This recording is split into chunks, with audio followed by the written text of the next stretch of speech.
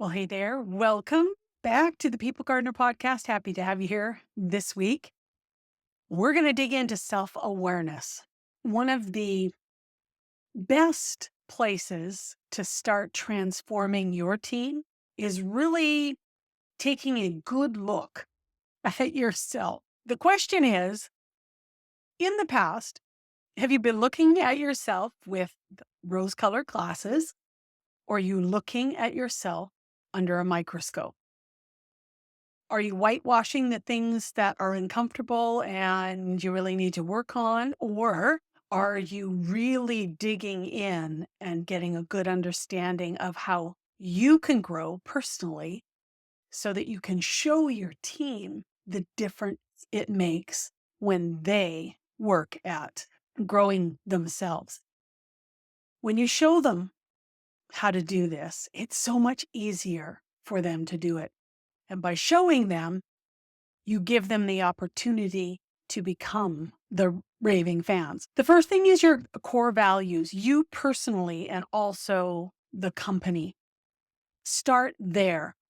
Look at whether or not you are in alignment with those by the words that you speak, by your behavior, how you go about interacting with your team. They understand what the core values are. They have an expectation of you that your core values and the company core values are going to align with how you behave, how you think, what you believe, what your interaction is, and how you respond to them. Self-awareness, there's a reason why I'm really encouraging you to do it. Because in about 11 days, the Best Boss Ever challenge, 5-day challenge comes out. And getting a really good look at yourself will help you so much in this challenge to be able to implement the different things each day. So yeah, we're starting now, even though the challenge starts on the 14th of October. We're starting now. Don't shy away from the magnifying glass. It's really healthy.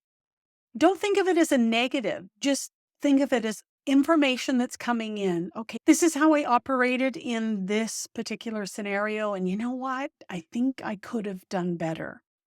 It could be that you're taking stock and you're really getting clear on emotions that are easy for you to manage.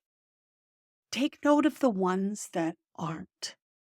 Figure out, okay, so how can I work on those?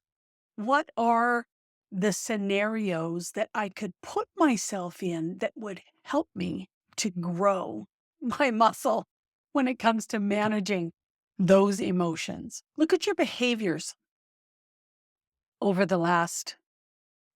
the last week, take the last month. What are your behaviors saying to your team about you? Are you aware of how you're interacting and how you're behaving and how that's being received? You need to know these things. Let's look at this particular exercise that I'm inviting you to participate in as a scientific experiment. You're collecting data. That is all that you're doing. I don't want judgment. I don't want you to feel bad. I don't want you to feel negative. All I want you to do is gather the facts, gather the data that will help you identify places that you can grow, that will help you identify ways that you can change your thinking, your process, how you interact in a positive way. By you taking on this challenge, what it's doing is showing your team that, hey, the boss can change, the boss can grow, the boss values growing, values learning new things. And then they start to acknowledge that, hey, you know what? I could probably grow here and I could grow there. I could learn how to better communicate or to be more articulate. The ones that really have a hard time expressing themselves, I can learn how to do a better job of that. So you're creating this environment where everybody is focused on becoming better at different skills. They want to improve because what they're feeling is support, and what they're feeling is excitement for the other people that are growing too. And they're just super enthused because so many things are falling into place because everybody's collaborating, they're working in the same direction, and they're all growing together. Does that mean there's not going to be any aches and pains? No. Does that mean that there's not going to be days where you fail and everybody else falls flat on their face in a skill that they had really thought they'd mastered? And it turns out they hadn't. That's just part of the human conditions. Being honest with yourself about where you really are in your skill and ability in all areas of your life within your work environment is where it all starts. That is the spot where you start transforming your team, where you start creating opportunity for raving fans to emerge. That's where your freedom really starts. That's where your increased profit really starts, by you showing up and being completely honest. Being willing to ask the questions of your team and how they receive you, how they see you.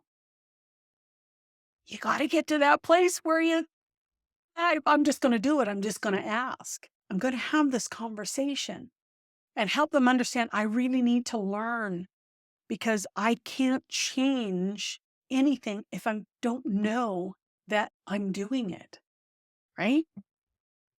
I know for myself, one of the challenges for me, I'm impatient.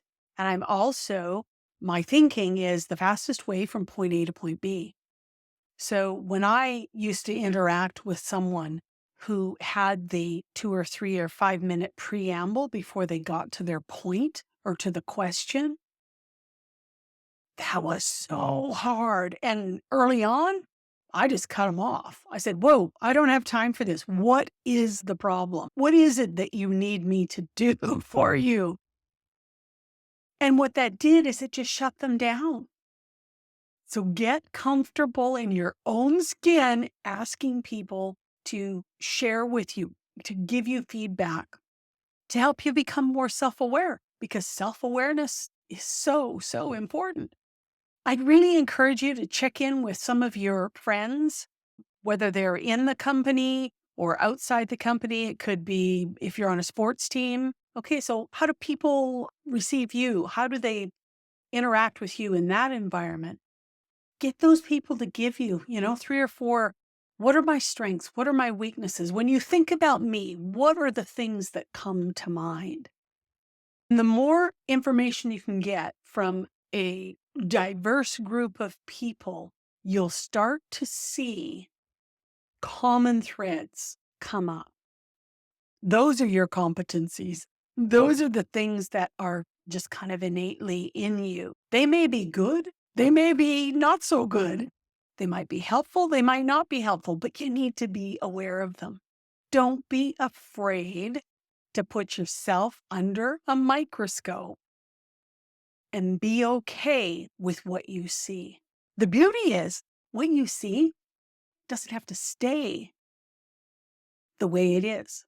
You as a human have the ability to grow, to move forward, go back under the microscope, and you see something completely different. You have the power to do that. You have an incredible amount of power to change yourself, if in fact you want to. And that's the bottom line. If you want to get the raving fans, start with yourself. Be aware of yourself. And I'm really excited about this challenge coming up. I'm putting the last bits and pieces together, but I'll put a registration link in the show notes.